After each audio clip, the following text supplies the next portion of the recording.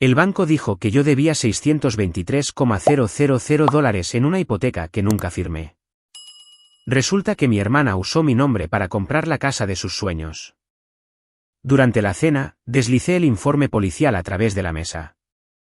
Me llamo Emily Carter.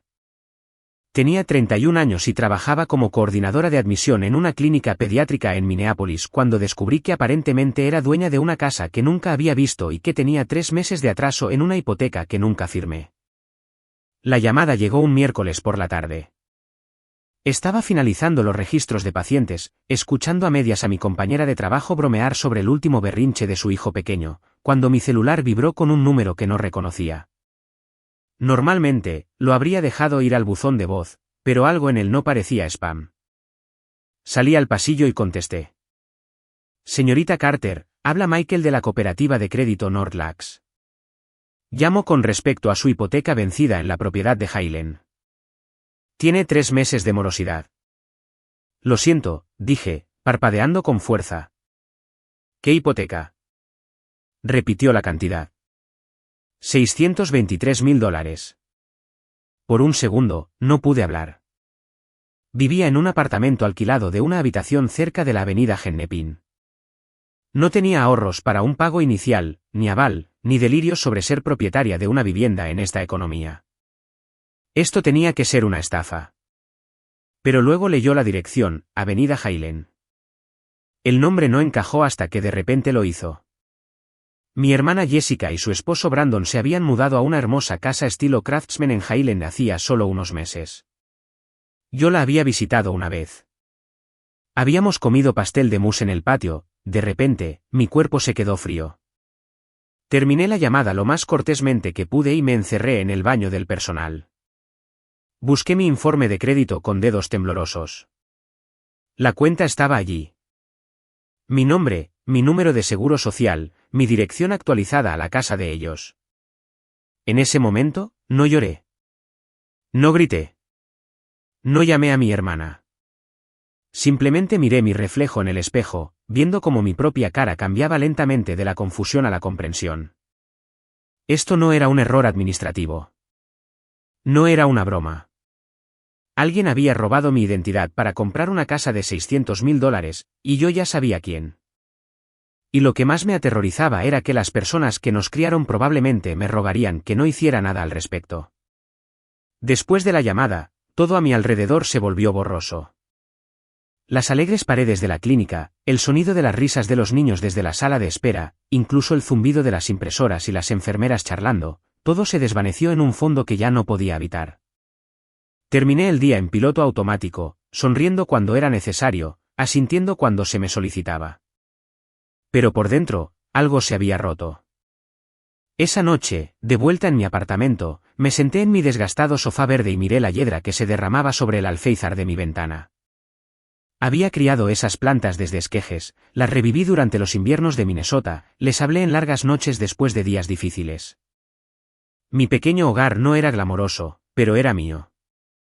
Sin complicaciones, honesto, tal como yo había vivido. Nunca tuve mucho interés en seguirle el ritmo a nadie, ni siquiera a Jessica. Ella era 3 años mayor, y desde que éramos niñas, ella era la que estaba en el centro de atención. Reina del baile de bienvenida, licencia de bienes raíces a los 22 años, esposo con título en finanzas, camioneta de lujo, Instagram curado, y yo procesaba ingresos de nuevos pacientes y programaba cirugías. Tenía un par de tacones y usaba mis días libres para citas con el dentista. No me consideraba aburrida. Me consideraba pacífica. Pero la paz no genera titulares en las cenas familiares. Cada 2 domingos, todos nos reuníamos en la casa de mis padres en St. Paul. Papá descorchaba una botella de Cabernet y la declaraba demasiado joven, mientras mamá servía su famosa lasaña, insistiendo en que repitiéramos antes de que hubiéramos tocado nuestros primeros bocados. Jessica siempre llegaba tarde y hacía una entrada triunfal. Gran risa, grandes historias, grandes aretes. Elogiaba mis zapatos y luego preguntaba si había pensado en mudarme a un lugar más adulto que un alquiler. Yo me reía. Siempre lo hacía. Era más fácil que explicar cómo había elegido la estabilidad sobre el espectáculo. No preguntaban mucho sobre mi vida. Nadie lo decía nunca, pero sabía que no encajaba del todo en su idea de éxito. No tenía anillo, ni historias de ascensos, ni fotos de vacaciones frente a la playa. Solo tenía facturas que pagaba a tiempo y una vida de la que no me avergonzaba. Y ahora esa vida pendía de un hilo. Esa noche apenas dormí. Me quedé despierta preguntándome cuánto tiempo había planeado esto Jessica. ¿Había revisado mi correo mientras yo estaba en la ducha? ¿Había tomado fotos de mi identificación mientras yo ponía la mesa para la cena de Navidad? ¿Lo sabía Brandon? Por supuesto que lo sabía. Él era el que se jactaba de saber cómo hacer desaparecer el papeleo. Se suponía que iría a cenar el próximo fin de semana. Jessica había enviado un mensaje de texto a principios de esa semana: llevo el postre. Espero que sigas cuidando nuestras plantas el próximo mes.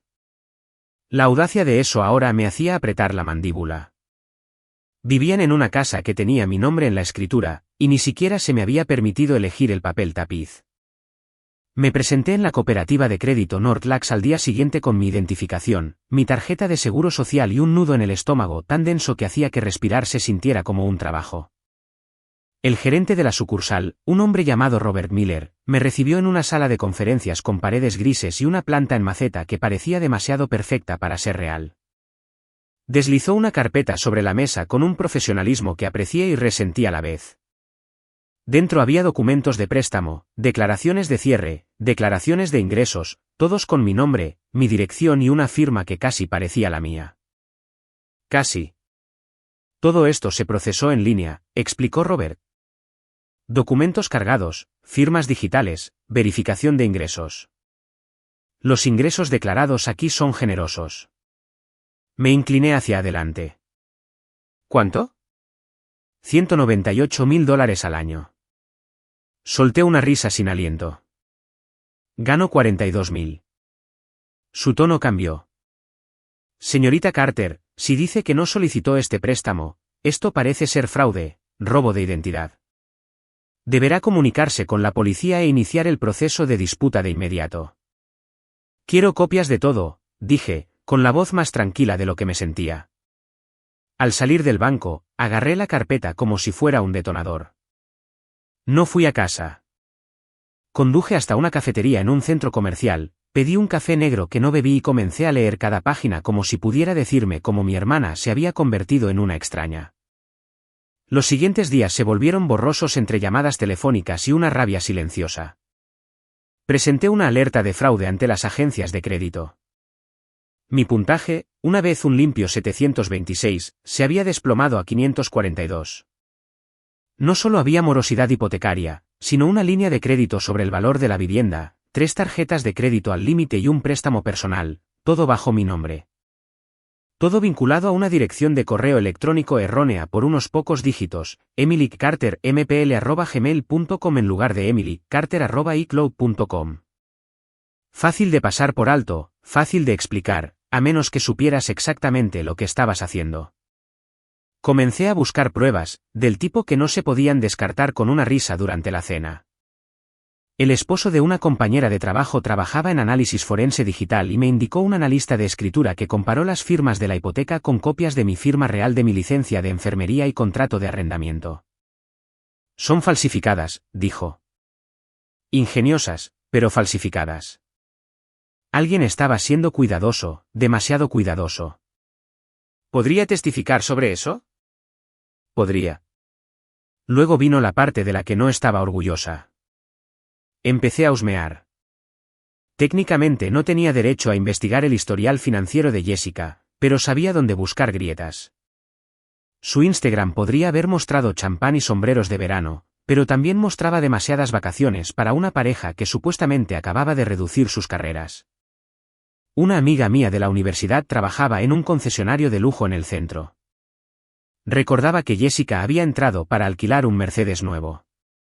Se veía increíble, pero cuando verificaron su crédito, la solicitud se hundió. Brandon tuvo que pagar en efectivo. Esa misma amiga se inclinó y agregó, no parecía muy emocionado al respecto. Su matrimonio, una vez una característica brillante en el álbum social de nuestra familia, se estaba deshilachando. Pero lo que más me sorprendió no fue el dinero. fue la intención. No solo estaban pidiendo prestado a mi nombre. Me estaban preparando para el colapso. La policía confirmaría más tarde que las búsquedas desde la vieja computadora portátil de Brandon incluían términos como declararse en bancarrota a nombre de otra persona y ¿se puede abandonar legalmente una identidad robada? Eso no era desesperación. Eso era estrategia. Al final de la semana, había reunido lo suficiente para presentar un caso. No solo a las autoridades, sino a las personas que me enseñaron que la familia es lo primero. Y aún así, dudé. No porque no creyera que merecían consecuencias, sino porque sabía que en el momento en que dijera la palabra policía, las personas que nos amaban a ambas me pedirían que me quedara callada. La cena del domingo fue lasaña, como siempre. Mi madre me había enviado un mensaje de texto la noche anterior preguntándome si quería que recogiera ese pastel de mousse que me gustaba de Sage and Willow. Le dije que no se molestara. Jessica ya tenía el postre cubierto. Por supuesto que sí.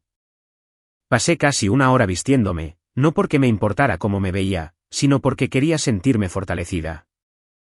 Me decidí por una blusa azul marino y pantalones oscuros.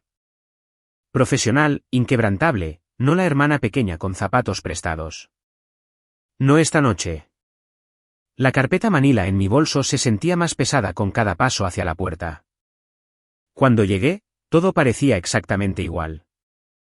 Mi papá en su sillón reclinable con una copa de Pinot, mi mamá con un delantal flotando de la cocina a la mesa. Brandon estaba ayudando a servir el pan de ajo, y Jessica, por supuesto, hizo su entrada 5 minutos tarde. Cabello perfectamente rizado. Blusa de seda crema apenas desabrochada para parecer desenfadada. Me saludó como si nada estuviera mal. Emily, finalmente, te ves tan arreglada. ¿Algún ascenso del que no me haya enterado? Sonreí. Sin ascenso, solo vistiéndome para la ocasión. La cena comenzó como otras 1000 antes. Mi hermano Joshua y su esposa estaban allí charlando sobre su renovación. Jessica se jactaba de la terraza acristalada en su nueva casa, captando la hora dorada a la perfección. Mi madre se reía. Mi padre servía más vino. El pastel de mousse estaba enfriándose en el refrigerador. Su presencia se cernía sobre mí como un desafío. Cuando se retiraron los platos, metí la mano en mi bolso y envolví mi mano alrededor de la carpeta. Mi pecho se sentía apretado, pero no por miedo. Ahora solo había claridad. Esperé hasta que todos estuvieran callados, los tenedores descansando, las bocas llenas de vino o palabras no dichas. Hay algo de lo que necesito hablar con todos ustedes, dije. Una pausa. Mi madre levantó la vista de volver a llenar el vaso de Joshua. Por supuesto, cariño. ¿Todo bien? Jessica se inclinó, sonriendo. ¿Se trata de citas? ¿Alguien finalmente te hizo cancelar tu rutina de regar plantas los viernes? La mesa se rió suavemente. Puse la carpeta sobre la mesa.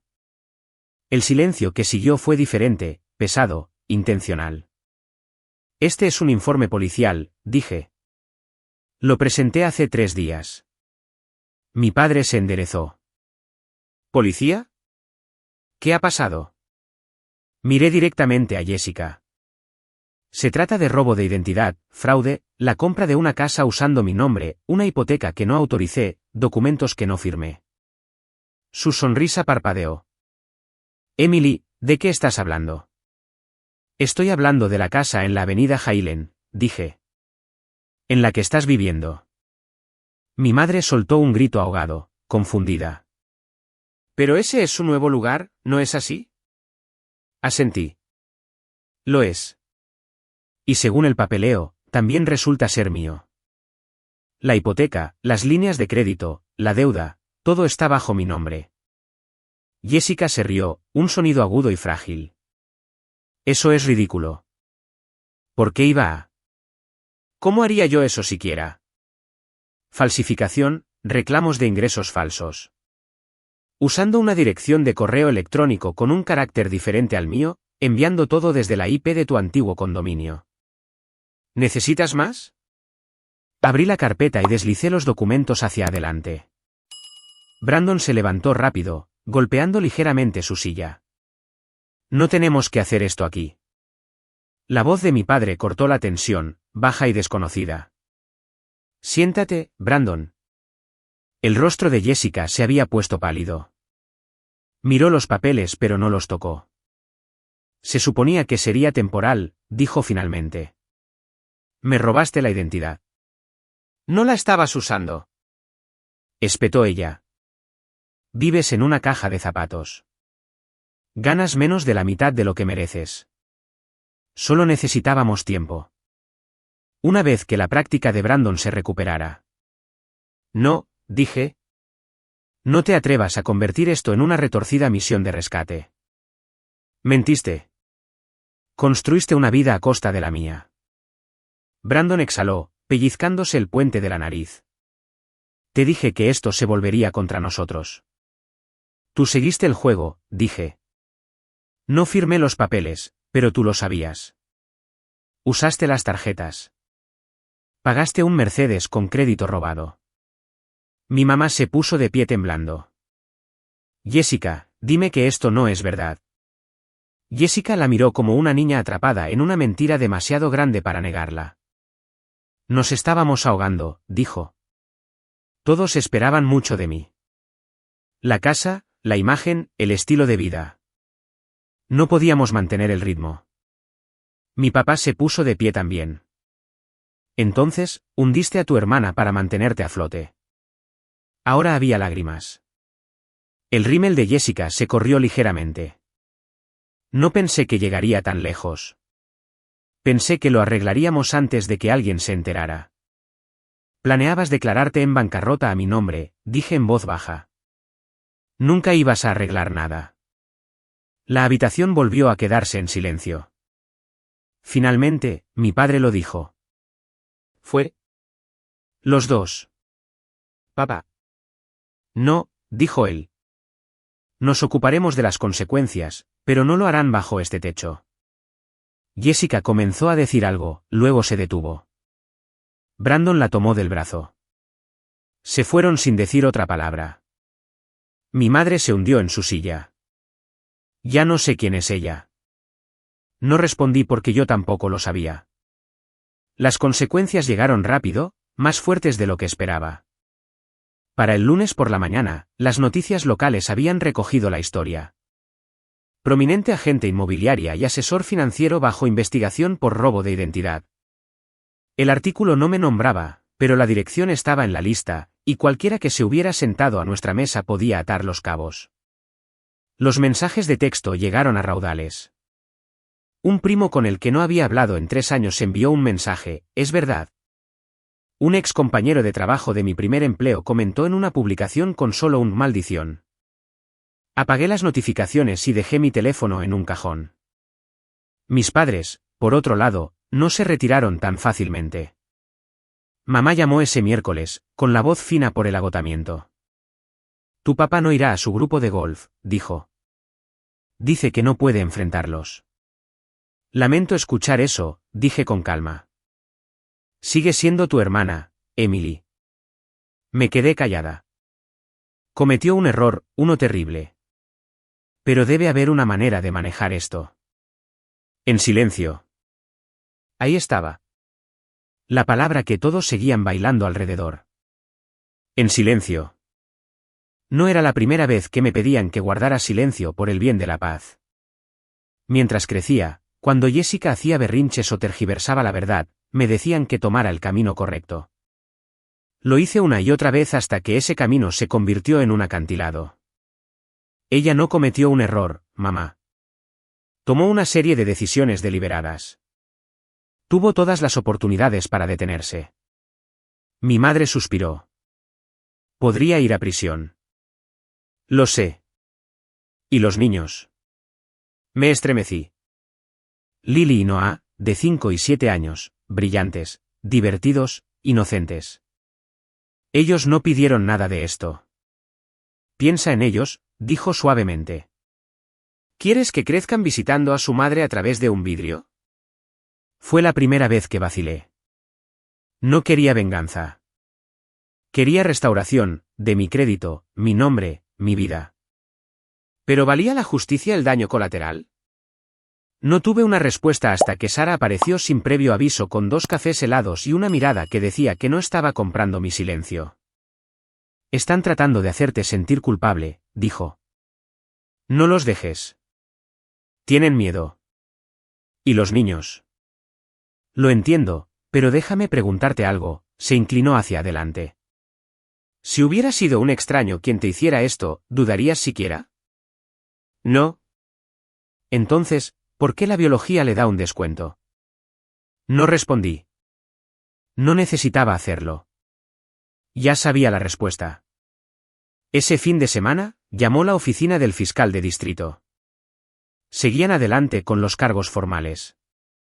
Me preguntaron si quería proporcionar una declaración antes de la audiencia. Les dije que sí. Esa noche, volví a abrir el cajón y miré mi teléfono. Un mensaje no leído de mi mamá. Tienes todo el derecho a estar enojada, pero por favor no dejes que esto nos arruine a todos.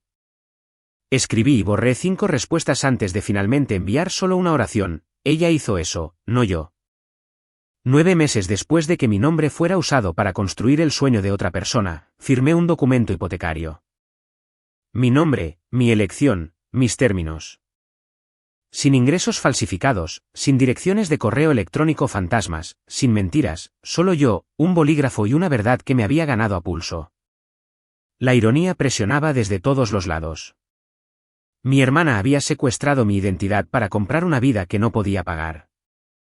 Y ahora yo estaba haciendo lo mismo que ella afirmaba que yo no apuntaba lo suficientemente alto para lograr. Había comprado una modesta casa de 2 habitaciones en Bloomington. El patio trasero estaba irregular, los electrodomésticos anticuados y el buzón abollado. Pero era mía. Pagada con dinero real, crédito real y una paz ganada con esfuerzo. Jessica y Brandon se declararon culpables. 18 meses en una prisión federal para ella, 12 para él. Su vida perfecta en las redes sociales colapsó bajo el peso de los registros judiciales y la cobertura de prensa. No asistí a la sentencia. No tenía interés en ver las secuelas. Estaba demasiado ocupada reconstruyendo lo que intentaron desmantelar. Cuando me mudé, Sara trajo champán y un felpudo que decía, hoy no. Ladrones de identidad. Mis padres vinieron por separado. Mi madre trajo lasaña en una fuente para hornear que reconocí de mi infancia. Mi padre me entregó un helecho en una maceta de barro y dijo, no lo dije antes, pero hiciste bien en hacer lo que hiciste. No fue una disculpa, pero fue algo. Unas semanas más tarde, recibí una carta dirigida con marcador rosa y sellada con una pegatina de unicornio. Era de Lily. Miré esa nota durante mucho tiempo. La traición casi me había roto, pero esta no era una historia sobre la ruina. Era una historia sobre plantar nuevas raíces. Puede que nunca perdone a mi hermana, pero ya no necesito vivir en esa sombra. Esta casa, imperfecta como es mía. Fue construida sobre la verdad, no sobre el robo. Sobre límites, no sobre la culpa. Y por primera vez, me siento segura dentro de mi propio nombre.